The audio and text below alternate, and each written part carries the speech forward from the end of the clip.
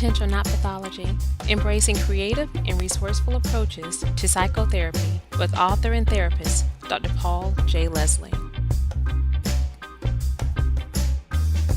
Welcome to Potential Not Pathology, where we offer information and inspiration for mental health therapists who are interested in learning and applying unique therapeutic techniques and concepts into their work, with a focus on the potential each client brings to his or her therapy session. This program examines ideas and tools which can assist your clients on their journey toward healing. I'm Paul J. Leslie. I'm glad you're here. Today we have a really action-packed podcast. We are talking today with Dr. Clifton Mitchell. Clift is a licensed psychologist. He is a professor of counseling at East Tennessee State University, and he received the Teacher of the Year Award in 2002. He's known for his practical, down-to-earth style and his book and his trainings, and he's been studying and presenting seminars for many, many years. The topic of our discussion today, however, is primarily around his latest book, which is called Effective Techniques for Dealing with Highly Resistant Clients. Now, he presents what I consider cutting-edge approaches for managing psychological resistance.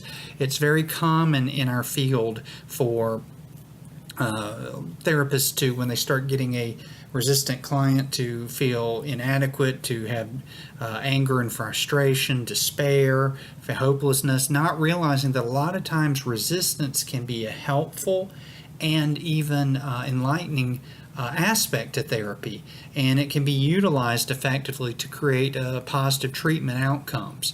So today, Dr. Clifton Mitchell and I will be discussing how to deal with highly resistant clients. I highly recommend his book. Again, it's called Effective Techniques for Dealing with Highly Resistant Clients, and I got a lot out of this interview, and Clift and I probably could just continue the conversation over the whole day, because there's so many amazing things that he offers when we are confronted with dealing with a resistant client that we might not previously have thought of and seen it as more of a liability, or worse, a form of pathology, instead of the potential to create an opening for healing to occur. So I hope you enjoy this interview. I certainly did, and hopefully we can do some more with Dr. Mitchell in the future on a lot of different topics, but this one in particular is just really engaging. So enjoy my conversation with Clifton Mitchell. Dr. Clifton Mitchell, welcome to Potential Not Pathology. Thank you, Paul. Thank you for having me on. I'm very happy to have you on, because I've just been enjoying your latest edition of your book, Effective Techniques for Dealing with Highly Resistant Clients, and I was so excited to read this, and also I'm glad someone's putting information out about dealing with resistance. And how did you kind of come about this? I don't think this isn't your only niche, but this is a pretty good niche. How did you decide that you were going to start writing and doing trainings on dealing with resistance? Well, Paul, I was like a lot of other therapists, and I had worked in community mental health at University Counseling Center, had clients I struggled with, and then I was working at East Tennessee State University, and I think one day, either after observing a practicum session in which I observed it, I can't quite remember, or went in on it, I was so frustrated and was trying to make progress with the client, I literally went back to my office, and you get all these free textbooks on counseling theories and techniques. I started grabbing textbooks off the shelf, looked up the word resistance in the index, and what I found is most textbooks had one line. They would say resistance is blah, blah, blah, blah, blah, blah, blah, blah, blah, and then they would go on talking about something else. They didn't tell you what to do about it. Some textbooks, believe it or not, did not even have the word in their index. Some would have about a paragraph or so, and then they would move on. But I continued my studies of resistance, and what I discovered was that there's a lot of good information about resistance in the mental health literature, but it was scattered throughout the literature. It was not centralized. So I started kind of getting into this, and then I got an invitation to speak at the American Mental Health Counseling Association conference in Atlanta back somewhere around 2000 or so. Mm-hmm. And I said, well, give me an hour and a half. Well, they gave me 3 hours. And I went, oh, my gosh, I've got to do 3 hours of training. And so I went and studied everything I could on resistance. And when I got there, I probably at least had 5 hours of material and didn't know it. I did the training, the presentation, and people started walking up to me after the presentation and said, would you come train on this? So they were handing their card to me. Mm-hmm. And I walked out of there, looked at my wife, and I said, I believe I've got a winner here. People really need this material, and people do not know it. And so I started doing trainings, and after a couple of trainings, I said, I need to write a book that I can sell at these trainings, because nobody's written a book as more of a how-to manual that pulls all this information together at one place in the management of resistance. There have been a couple of good books written prior, but they were long-winded and theoretical, and I wanted mine to be practical and how-to. And so then I wrote the book, and then here we are running around the country and parts of the world doing trainings. Yeah. Well, it's kind of interesting that resistance is something that we as therapists often get, but you are correct. There's not a whole lot in one area for somebody who is kind of struggling with that. I remember learning about resistance when I started from kind of a psychodynamic perspective, and it told us as newbies all the things to do with resistance, which I can honestly say did little to help alleviate resistance. Yes. So. And the early psychodynamic definition came from Freud. Mm-hmm. Freud said resistance is the client's attempts to avoid anxiety-provoking, threatening information that arises in the session. And that's not a bad way to conceptualize resistance. However, Freud viewed resistance as solely in the client.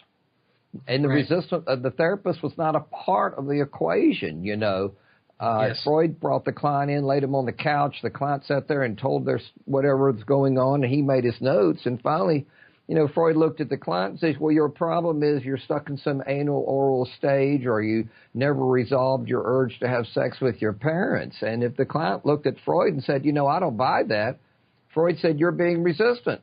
If you're not buying what I'm selling, you're being resistant. It never occurred to Freud, with that ego he had, that his theory, parts of his theory, were a bunch of bunk. Now, some of it is brilliant, but some of it is, it's not very useful.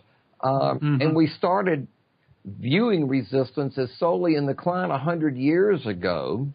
Mm-hmm. Most of the theories that came after that followed. They put resistance solely in the client and never look at the therapist's part or component in creating the resistance. And so this is why a lot of what was written was so ineffective in managing resistance. Yeah, and the one thing that is kind of in my mind when I think back to those days of learning about resistance is how it was always seen as in a negative way. Yes.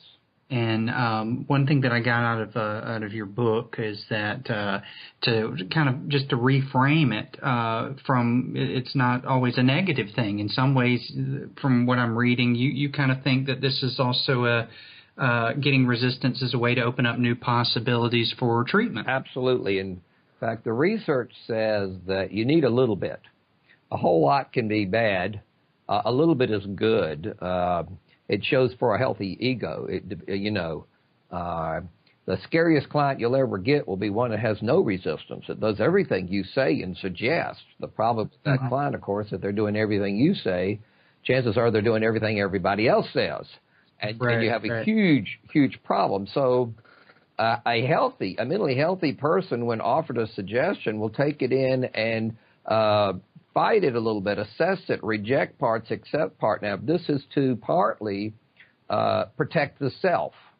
We all have this part of us called the self in there, and it is psychologically healthy to try to maintain the self and defend the self. So a lack of resistance is no defense of the self. Now, too much resistance and the self is too locked into a position. But a little bit is mentally healthy. And you need to understand that a little pushback from the client says, look, I'm not buying everything everybody is selling, which is a sign of mental health. If we had no resistance, without resistance, and I joke about this, we'd buy every product off of TV and infomercials, and content could take advantage of us, and families would not be stable if they didn't have some resistance to outside forces to disrupt the stability in the family. So it does serve a very important part in culture individually, and of course in our business. I joke that the most important benefit of resistance is without resistance we'd all be without a job. Yeah. That's true. Or at worst, it'd be easy for those of us that had a little resistance to start a cult a lot easier. Yes, you could. Yes, a lack of resistance is critical to starting cults. Yeah, absolutely. Now you have a section starting out in your book. I just wanted you to talk a little bit about called "The Perils of Assuming a Knowing Attitude," and I think that is so spot on in all areas of therapy, particularly we're talking about resistance. So can you just kind of briefly talk about what are the perils of, having this, this attitude that it's very knowing, that we know everything? Yes, this is one of my favorite areas, and one of what I consider to be probably top 3 overall general things you need to be aware of and do a concept in order to manage resistance. And it stems from this. There's an interesting paradox that happens in counseling. Clients come in, they have a host of problems. You start listening to all of these problems. You make a suggestion to do something about it, and the client doesn't do anything. And you start thinking, wow, if they would just change something somewhere and try something somewhere, we could make some progress. And the less they do, the more you move into a position of, well, try this, try that. And the client looks at you and says, yes, but. And you start getting yes, butted. Now, the dynamic that's happening between the interaction when you get yes, butted is this. You have moved into an expert position relative to the client's problem. And the client doesn't want you in an expert position. They sent you a signal. The signal is 2 words, yes, but. You see, you've got a suggestion in the yes, but, and a suggestion of what the client to do, and you offer it, and the client yes, but you. All right, so you've moved into an expert position saying this is how you solve it. They reject that. Now, if you start butting heads with the client at that point and keep offering suggestions, then the client fights back more. And pretty soon you're offering their fighting, and their resistance is actually growing because they are not in a position in the relationship where they want you to be the expert on their problem. Yeah. So you have to get out of this dynamic. Now, the way you get out of the yes but dynamic is to reverse the paradox. You need to become unknowing, naive, puzzled, curious. In short, you need to dumb down. Why? Because being in the expert position is not working. They're yes butting you, and at the moment they're starting to yes but you, the session is not working. You're not moving forward. So here you want to back down on knowledge, become unknowledgeable, curious, and puzzled, which would force the client to start having to explain to you more because you're this dumb therapist sitting over here. So now they start talking more. Now, if they're talking, they're working. If we're talking, we're working. This is often explained as the Columbo technique in a lot of books, be naive. Like Columbo was a fumbling, bumbling detective that always acted like he didn't know what was going on. He looked like he was 2 steps behind the murderer. In fact, he was 3 steps ahead of the murderer. But he got the murderer to reveal themselves and the clues to him by coming from an unknowing, fumbling, bumbling position. And the same thing with clients. The raw truth in the therapeutic relationship and therapeutic dialogue is this. if the dialogue's working, it's working. If it's not working, it's not working. When you're getting yes butted, at that moment, it's not working. It doesn't matter how much you want to help, and therapists are wonderfully good people and want to help. It doesn't matter how many wonderful good ideas you have, which you do, which will be very good, which can help the client with their problem. What matters is that dialogue moving at that moment? And if what you're doing is not working when you moved into the expert position, then you need to get out of it because it's not working. And it's sometimes very hard to do.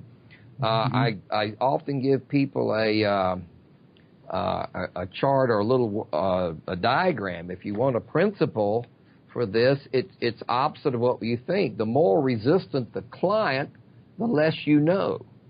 The more motivated the client, the more you know, which is opposite of what most people do. When the client gets resistant, they move into an expert position, but then the client starts, again, fighting against the expert position, and if they're fighting against you, resistance is growing, so you've got to move it out of there. Now, if you have a motivated client, and they like your ideas, and they'll take them and run with them, and things are moving along, you should move into a offering suggestion and ideas mode because it's working.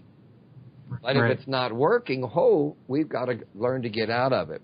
It's one of the most often difficult things to do because we want to help so much and we do have good ideas.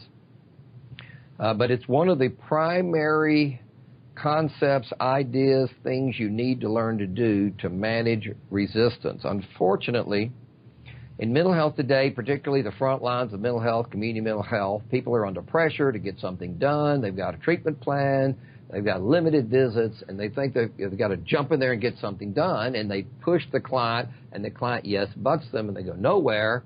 And because of these pressures, they start pushing harder, and what happens is they make less progress because they're in this knowing position, which the client is not accepting. So it's very paradoxical. Yeah. All of counseling, as we know, is very paradoxical. Sometimes you have to do the very opposite of what you're sensing and feeling and want to do because you have to say, is this working at the moment in the dialogue with the client? Mm-hmm. Right. What do you think are some of the kind of the beliefs a lot of therapists have that kind of inhibit their ability to kind of deal with resistance? Well, I don't know if it's beliefs as much as it's pressures. Therapists are good people. They want to help people. So sometimes we want to help so much, and we do have good ideas, that we fail to recognize the relationship is not working, and our desire to help is pushing the client, and it's resulting in them pushing back, and resistance gets getting worse. One of my favorite quotes is, those who want to help in the worst way usually do. You have to be careful when you're doing that. So first, one thing is pressures. Another, on themselves and from the system, and I think that. And another thing is just this lack of understanding of pacing and thinking that you've got to move quickly, which also comes from the pressure. I believe that's the primary problem we have today in mental health. And then just most people have not been trained in the management of resistance.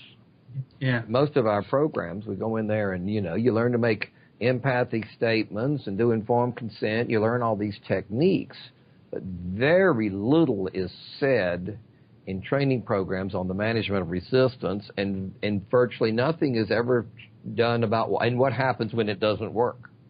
Yeah. Well, I did this cognitive therapy. Yeah, great. Did it work? No. Well, were you trained on what to do when it doesn't work? No. David Burns got up in front of Psychotherapy Networker last year in a keynote presentation and said something to the effect of, folks, I have to tell you the truth. I'm a researcher and I have to look at the data. And he said, cognitive therapy is not working. and everybody's almost aghast that David Burns says cognitive therapy is not working, and he has this new approach, which he uses the word TEAM, T-E-A-M, each letter representing something, but the T stands for test, assess where the client is. The E stands for empathy, build rapport, which I would frame up also. Empathy is a tool to earn the respect for the client and earn the right to go into the client's life and disrupt patterns, because that's what we're hired to do. So empathy is the tool that earns us the right to come into the client's life to disrupt the pattern. And without it, they're not going to let you do it. Now, the TEA in it stands for something I can't remember, paradoxical agenda setting, which he basically said is the management of resistance.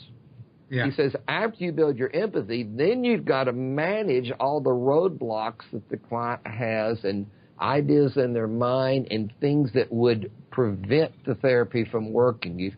So you've got to figure to manage resistance. And then M in TEAM stands for method, and that's really cognitive psychology. Mm-hmm. Jump in there with, your cognitive techniques. And what he said basically was this. If you don't first get your rapport and second manage the resistance before you get to method, M in the word team, it won't work. Right. Now, by the way, I'm sitting in the back of the room, and I'm going, yes, I've been saying this for 15 years. This is really my presentation here. But this is what I've been saying. And so here's this great cognitive psychologist that said the same thing. So some of that is what's missing in the training, too. You cannot get to your method until your rapport and resistance is managed. Well, that's I'm spot on, absolutely. And I think a lot of times therapists are trying to emulate other people who maybe just through the sheer force of their personality or their charisma, or, thinking of the late, great, Albert Ellis, who could be such a pain in the neck, and he was absolutely brilliant at badgering people into thinking rationally. Yes. However, Ellis said, they said, close to his end in last year, people said, what are misconceptions about you? And he said, they think that I am in therapy like I am when I do trainings, which if you ever saw him, he was just absolutely off the wall, bold and brash. And he said, I am not that rough, that coarse in therapy.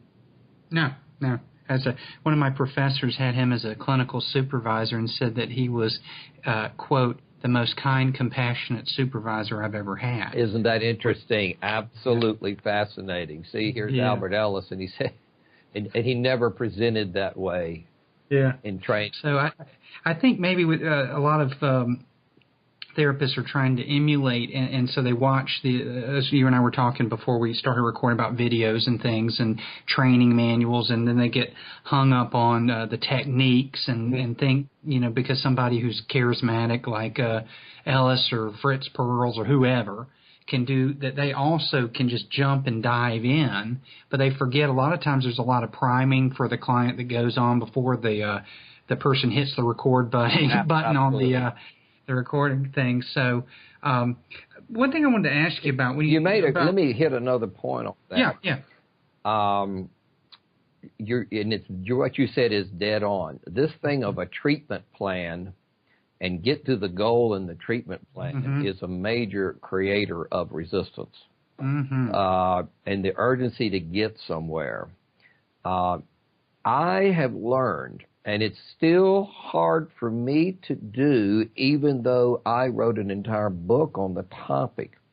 If I go into the session and I focus on getting to the goal, I create resistance. The treatment plan, the ultimate goal. If I go into the session and I focus on whatever you do, don't create resistance. Shut down the resistance, but don't try to move forward. Just don't try to move backwards. I move forward then. And it's a subtle difference in the approach, the language, and how you approach the client. But I'm always more successful when my mental focus is on preventing resistance as opposed to moving forward. Right, right. So if I try to prevent resistance, the client naturally moves forward. If I try to move the client forward, they start resisting. Yeah. Huh. You know, that's kind of interesting you said that, because it was kind of what the question I was going to ask you about, you know, taking our time. And we kind of already mentioned about the system, you know, and insurance and those kind of things. And there's a whole subfield in psychotherapy that we refer to as brief therapy, yes. Which I consider myself a part of. At the same time, I think, and I kind of want a little more of your thoughts on this, the term brief therapy, does that automatically have a connotation to it that may prove frustrating for a therapist who encounters resistance? Well, I think you're exactly right. And let me make a couple of points. I am also a student of brief therapy, and I borrowed ideas from Walter and Peller's book on brief therapy from my book, and even expanded on a lot of their ideas. Here's what I personally believe. Brief therapy emerged in the early 90s when managed care emerged. So here's the country, the whole mental health system is shifting to a managed care system, which is treatment plans and peer reviews and all of this stuff. And here comes somebody with a therapy, and they stick brief in the title. Well, wasn't that the absolutely perfect word that you could call your system at a time when the world's moving to managed care? So obviously, the title that they named the therapy was perfectly in sync with the zeitgeist of mental health. Now, if you've listened to Scott Miller and looked at his research, the research says brief therapy is no briefer than any other therapy. It works when done well, but it is not briefer. There is nothing that says things get done any quicker than any other approach. So we're fooling ourselves a little bit with that word. But I really think there's brilliant ideas and wonderful ideas in the techniques and approaches of the brief therapist. You wrote a little bit about terminology as far as labeling clients with terms that imply resistance, and how that can be so damaging to the work. Could you kind of talk a little bit about why we need to be careful with utilizing those terms? Yes, and the problem is I could probably talk for hours on it. I'm currently writing a book that, if I ever get done, will deal with this issue. But let me see how I can approach this. The bottom line is this. The mind moves you and your listener in the direction of the dominant thought, regardless of whether that thought is stated in the positive or the negative. Now, let's look at what that means. If I look at you and say, don't think about a green elephant, you're going to imagine a green elephant for a moment. So your mind is going to jump to a green elephant. So if you look at a client, and I've actually seen this, a couple was given, go home, and your goal is not to fight. Well, guess what? What is on their mind? Fighting. Don't fight, and their dominant thought's fighting, and you've led them nowhere, and this is right out of brief therapy theory. So if you send the couple home and you say, go home and be cooperative, be respectful, think from the other person's position, wait before you speak. I want each one of you to wait 3 seconds at least, to 3 to 5 seconds before you speak. Now, my dominant thought in that leading that client is respectful, cooperative, wait before you speak, perceive the other person's perspective. That is an entirely different dominant thought from don't fight. So, I believe this is critical in therapeutic language. So let's go back to the DSM and diagnosis. The client walks in the door, and you say, wow, you're depressed. And they say, yes, I'm depressed. Wow, we need to do something about this depression. Yes, I need to do something about my depression. Wow, how can we help you in this depressed state you're in? Well, every time you say the word depressed or depression or something, literally, you are literally triggering in the mind all of the words associated with that word, and you're creating depression, literally. Yeah. So you've got to learn to switch that language over to you're looking for meaning in your life, a way to move forward. You're searching for a way to feel like you're of value, and you're looking for activities and things that will feel like you're growing.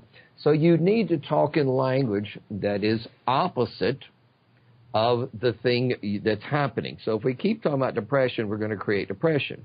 Likewise, if you look at a client and say, boy, you really are stubborn. Wow, you just labeled the client as stubborn, and you're bringing to mind stubbornness and everything associated with stubbornness.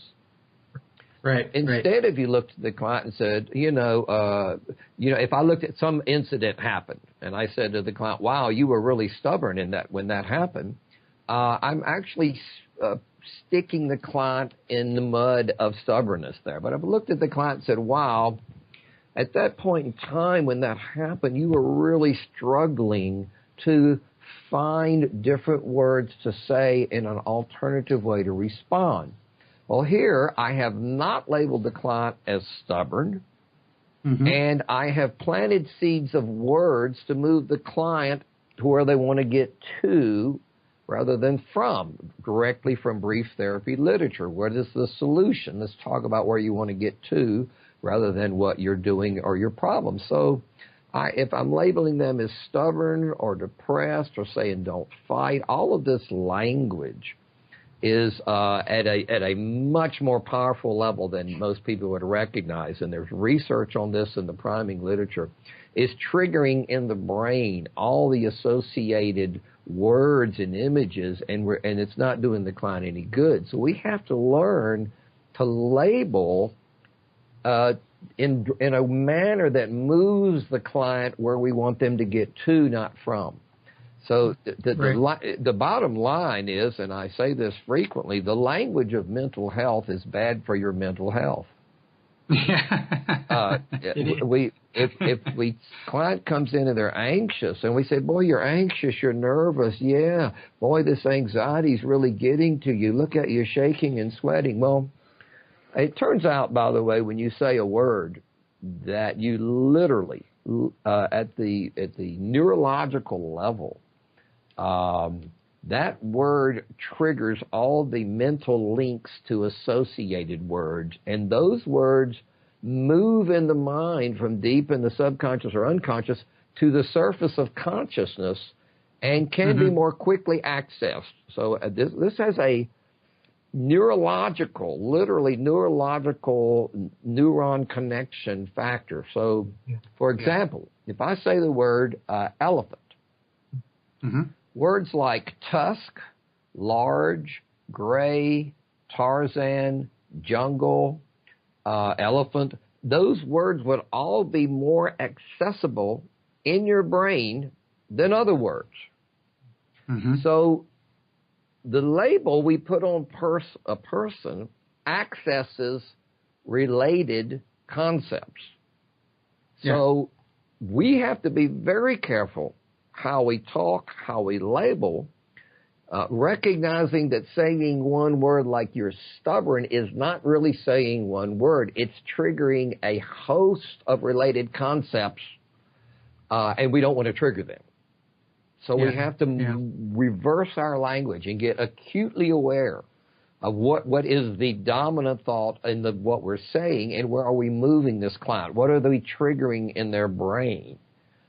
And it's an art of language, and I know you've had a lot of hypnosis training, and the hypnosis training, very aware of what they're doing here.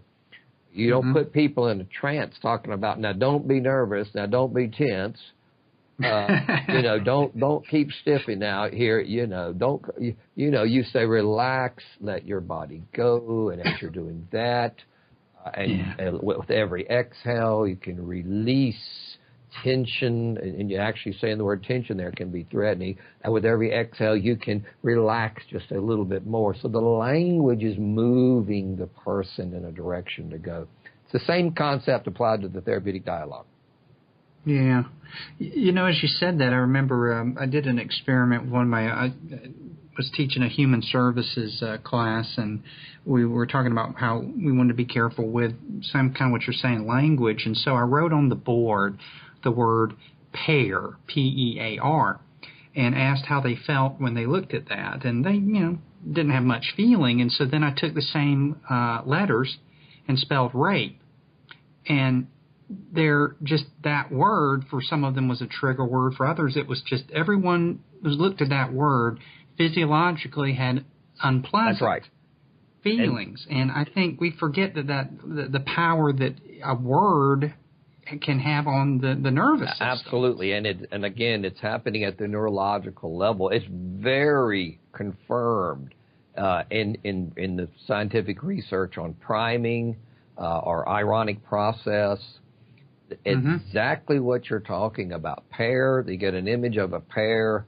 Maybe they think of fruit. Maybe they think a pair of shoes, because that word will trigger the other similar sounding word. And then you say rape, and a mass of other things are triggered. Now take that to the therapeutic dialogue. The therapist is talking to some couple. You two certainly are fighting a lot. It sounds like you really don't like each other, blah, blah, blah. And if you would go to Michelle Weiner Davis's trainings with couples on brief therapy approaches, solution and focus, she's constantly leading them in exercises towards a different way. And I believe this is a fundamental, critical therapeutic dialogue concept that we need to understand. And unfortunately, therapists are currently too haphazard, deleterious, loose with their language. They think they can say it any old way and it won't make a difference. And the fact of the matter is, no, you have to say it in the way that triggers what you want to occur. And I think one of the differences of good therapists and bad therapists is they do this even though the good ones may not be fully conscious of what they're doing. And I want people to get acutely aware of language, the eloquent use of language in creating images and motivating people without the client even really knowing what you're doing. Yeah, absolutely. I wanted to kind of continue on with the ideas you were kind of giving about resistance. And with language, too, we also have the ability to create clarity or confusion. Now, in your book, you talk how to use confusion as a way to assist in alleviating resistance. Could you tell us a little bit about that? Yes, there is a time for confusion and a time for clarity. People are open to change when they're in states of confusion. When I'm in a state of confusion, I don't know what I'm doing, I don't have a direction, and I will be open to outside suggestions much more than when I'm in a know-it-all state. When I'm in a know-it-all state, I reject outside suggestions and concepts. So if you have a client that walks in the door and they're very confused, which is a standard position of many clients, you should try to create clarity in everything you say. Clarify their emotions, clarify what's going on, because clarity is the opposite of confusion, and clarity is the enemy of resistance. Now, if you have a client that walks in the door and they're in a know-it-all position, the know-it-all client, they've got it all figured out, they don't need your help. I often refer teenagers are many times in this position, the age of infinite wisdom. And so here you are trying to explain something about life to them, and they know it all, and they don't want to hear it. Well, if you go up against an know-it-all from a expert position, you're going to be butting heads. You're going to be creating more resistance. So what should you do? Well, you should create confusion. So let's take, for example, the teenager, and I often ask my audiences, how long does it take a teenager in a conversation before they contradict themselves. And they'll say about 2 or 3 minutes. And I say, yes. And when they contradict themselves, what do? Do you confront them? And I say, no, don't confront them. Look at them and say, I'm confused. A moment ago you were saying this. Now you're saying this. Help me to understand, and have them explain some more. And when they contradict again, you say, oh, well, hang on, I'm further confused now. And you be dumb and naive, and you let them keep making contradictory statements, and you create confusion first. Then you enter in with an alternative perspective. If you go up against a know-it-all with know-it-allness, you're going to create resistance. So you want to create confusion with a know-it-all client, whether it's an adult or a teenager or anybody, first, before you enter in with an alternative suggestion. But if you have a client in confusion and they're not fighting you, you want to go for clarity. It depends on what you're encountering at the time. That's so again, paradoxical. Yes, it is. We've used that word, but it is very true. It is very true. I mean, I remember many of Milton Erickson's inductions were often intentionally confusing. That's right. To get people to kind of shift their awareness. As we've been talking, there's one, you wrote about this, but I think there's one phrase that we therapists hate to hear from our clients, and I would like for you to speak on this. And that one phrase is, "I don't know." Yes, the "I don't know" response. Right now in this country, there are probably thousands and thousands of therapy sessions going on, and the 3 most common words are "I don't know." And I have made myself an expert on the "I don't know" response, because I tell people, if you need to understand it, understand the dynamics, and have a whole toolbox of techniques to manage it, if you're going to be in mental health, for your own mental health. Yeah, for the heck with the client, this thing will drive you crazy, because "I don't know" appears to many people to be resistance. Now, I take the position "I don't know" is not resistance. And we should not treat it as resistance, because if you treat it as resistance, you create more resistance. So let me say the first thing. When a client says "I don't know," what does that mean? And I'm going to run through some meanings. It could mean the basic meaning, they don't know. That means they go up in their head and look for an answer, and literally there's nothing there. Many times they go up in their head to look for an answer when they're saying "I don't know," and there's 2 or more conflicting answers. They don't know how to resolve the conflict, so they just say "I don't know." Sometimes they go up in their head, look for an answer, there's little bits and pieces of pictures and sentences. It's not a coherent whole. They don't know how to make it a coherent whole, so they say "I don't know." Sometimes they say "I don't know" to defend the self, because to answer your question that provoked the "I don't know" would mean the client is flawed or has made an error, and so they're defending the self with "I don't know." Sometimes they say "I don't know" as a peacekeeping deflection. If I answer your question, it's going to arouse a lot of controversy among my family or at work somewhere. I don't want to arouse that controversy, so I say "I don't know" to keep the peace. Sometimes they say "I don't know" because they don't think the therapist is ready to hear the answer, and they're protecting you. Sometimes they say "I don't know" to avoid trauma and difficult situations in their past. So there are thousands of meanings to "I don't know." And the first thing therapists need to realize is there are thousands of meanings, and it is not a resistance to you fighting you. There is something going on in the client that resulted in them saying "I don't know." Now, our job is find out what was going on in the client that resulted in them saying "I don't know." So to manage the "I don't know" response, the first thing you need to recognize is you don't want to respond to the surface "I don't know." If you do, you'll create resistance. You want to respond to the meaning behind the "I don't know." So if responding to the surface "I don't know," client says "I don't know," I'm going, well, yes, you do know. You just not want to tell me. If I get into that thing, yes, you do know, and I know you know, and you know I know you know. By golly, I'm going to get it out of you. Now you're fighting the client. You're creating resistance. Right. The simplest, safest meaning is to embrace, respect, and honor not knowing.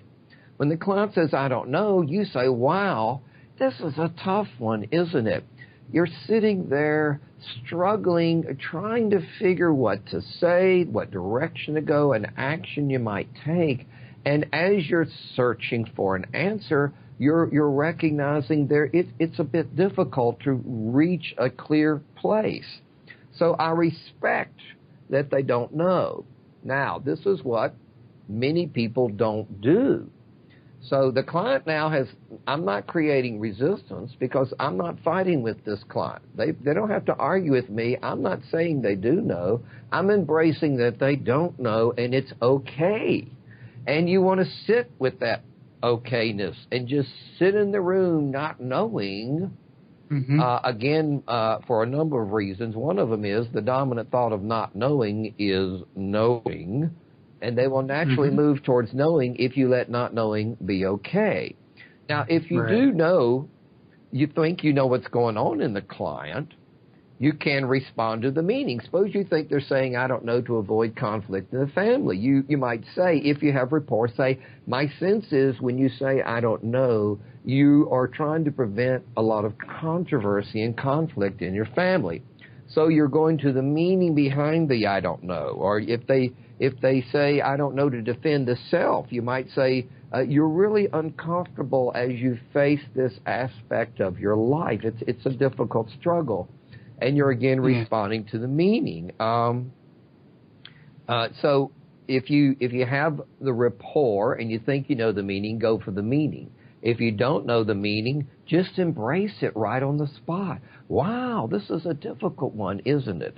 And so this way we don't create resistance.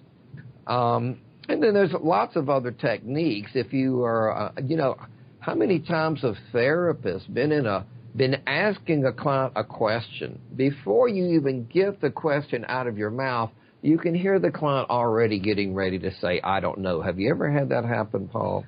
Only a billion times. So my point on that is when here's how you get out of that. You're asking a question, and before you finish it, you can hear an I don't know coming out of the client's mouth. I suggest you stop speaking dead in your tracks because your question is provoking an I don't know. So I want you to stop, wave your hands in the air, and do what I call air erase and say, pardon me, excuse me for a minute, and drop that question because we want to drop this little point of resistance here. Go inside and ask yourself, suppose they responded with, I don't know, what would be the empathic statement I would say after that to show understanding of their not knowing? And instead of finishing your question, go to that empathic statement, carve out your question and their I don't know response and move to the point of understanding. For example, I look at a client. I'm talking to him. I'm in a sort of an expert position. Well, I'm sitting here thinking about your problem, and, I'm wondering, I wonder what would happen. What do you think would, perhaps you might want to, and all of a sudden, I hear that I don't know coming out of their mouth. I shut my question off. I go off and think, and then I come back and slow down and look at the client and say, as I'm sitting here thinking about your situation, it appears to me you're feeling like you're between a rock and a hard place. If you do nothing, the problem continues and nothing gets better. But if you go forward and start talking about this and confronting people, oh my gosh, it's going to be a big hoorah. And here you sit stuck. See, so in that case, I'm asking a question or saying a comment that's going to arouse an I don't know. I drop that and move to a point of empathy and carve that whole little moment of opposition out of the dialogue. See, when you hear that I don't know coming in advance, we need to adjust our language right at that point. Don't even continue because it's not working at that point. Another thing, I'll skip to an answer I think you'll appreciate. Client looks at you and says, I don't know. Now, here's a rather sophisticated answer that sounds simplistic. You say, right now, it's difficult to imagine saying or doing something different in these situations. Now, if you break apart that sentence, it will actually contain lots of linguistic things that avoid resistance. For example, Right. you say right now as the opening two words. Well, right now implies this is just a temporary state. The future could be different. So the right now says this is not permanent, and it does not put permanence to not knowing. It implies you are going to change in a subtle way. And you say, right now it's difficult to, and put a little pause there to gather their attention, and then say, imagine saying or doing something different in these situations. Now, what do I want the client to do? Well, I want them to imagine saying or doing something different in these situations. So I need to say that as embedded command or an embedded suggestion in a statement that sounds empathic to the client. Right. So my language, my dominant thought is leading the client's mind towards this idea of imagine saying and doing something different. But I'm not telling them directly. I'm telling them to do that indirectly in a statement that to them will sound just like an understanding statement. So listen to me say it again. Right now, it's difficult to imagine saying or doing something different in these situations. So it sounds like I'm understanding so much their struggle, which I am, but at the same time, my language is saying this isn't a permanent state and go off and try to think of something different to do. And I don't get any resistance. And if I'm lucky, my language might lead them towards an alternative response. So the resistance is managed in the language. Now, since you're familiar with hypnosis, do you know there's even another message in that statement? I don't know. Did you hear it? Of course. As you know, the late Milton Erickson used to accent words when he spoke to people, and the accented words sent a message in and of themselves. If you listen to me say that statement, here are the accented words. Well, listen to it. I'll accent the words. Right now, it's difficult to imagine saying and doing something different in those situations. The accented words in and of themselves say what? Right now, imagine different. Right, so we're cueing the client again with our language to move towards something, not arousing resistance. And of course, they don't fight you because they have no idea what you're doing with the language. I love that response. It's a rather sophisticated response. And let me, if I have time, I can talk forever on I don't know. One of the reasons we're not comfortable with the I don't know response is we're not comfortable sitting in the room not knowing. There's too much urge and need in therapists to think they have to know. The truth of the matter is we don't have to know, and the more we can allow not knowing to be okay, the more movement we'll get. And the reason for that is that your mind, the dominant thought of not knowing is knowing. So if you say, try not to know something, whatever the client does know regarding a solution will come bubbling up in their mind. The example I often use is the client that's in a relationship and doesn't know what to do with the relationship. And I give them a little spiel about in all of life, we move from states of knowing to not knowing, and the more we learn, the more we know, the more we realize we don't know, and not knowing is the greater part of life, and now they're in a relationship and they don't know what to do, and I said, well, just stay in limbo. Allow yourself to stay in limbo. Allow yourself to not have to know, just don't know, and go home and watch the relationship. Well, if you try not to know, you'll move towards knowing. If you try to stay in limbo, you will naturally move out of limbo. So here we go again with a paradoxical approach to managing I don't know. But the therapist has to learn to accept and embrace and respect the client's not knowing which is the opposite of what most people do, and let the natural knowing emerge as you suggest not knowing. So how was that? Was that enough on that topic? Man, we could do a whole weekend, which, as a matter of fact, as we get close to wrapping it up, to let people know that Cliff does do an excellent weekend trainings on these topics, and you're staying pretty busy. I think you'd mentioned to me you're headed overseas soon with this. Yes, and actually I don't do weekend trainings. I basically do trainings for community mental health centers and at conferences when they hire me.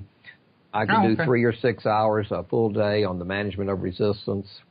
And I'm currently booked to go to Australia in October and do a 5-city tour based on the book and my training over there. I've been once. I'm going back again. Very fortunate to be able to go. Yeah, definitely. And I think your audience is very fortunate, too, particularly those working in community mental health who, obviously resistance is pretty prevalent there in multiple ways with the system and all those kind of things.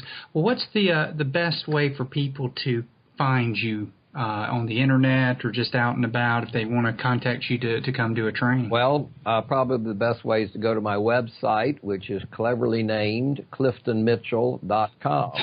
How's that?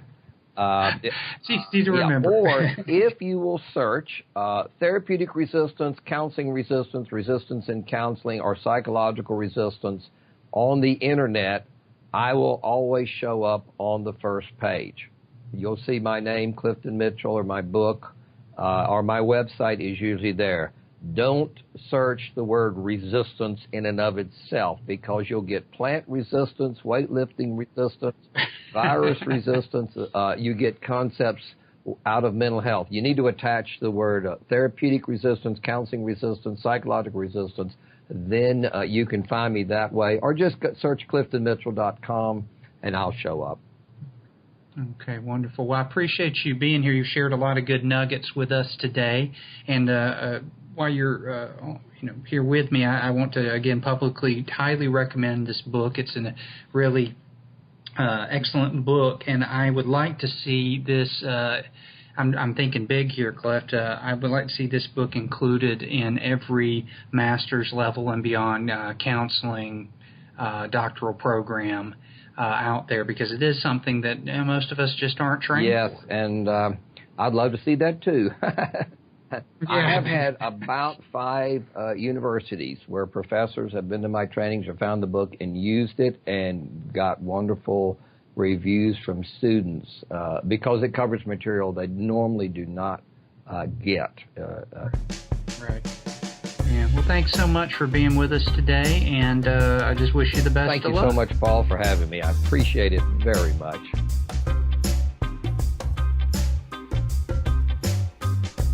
Thank you for listening to Potential Not Pathology with Dr. Paul J. Leslie. If you enjoyed the show, check out our website at potentialnotpathology.com, where you will find programs and articles showcasing unique and creative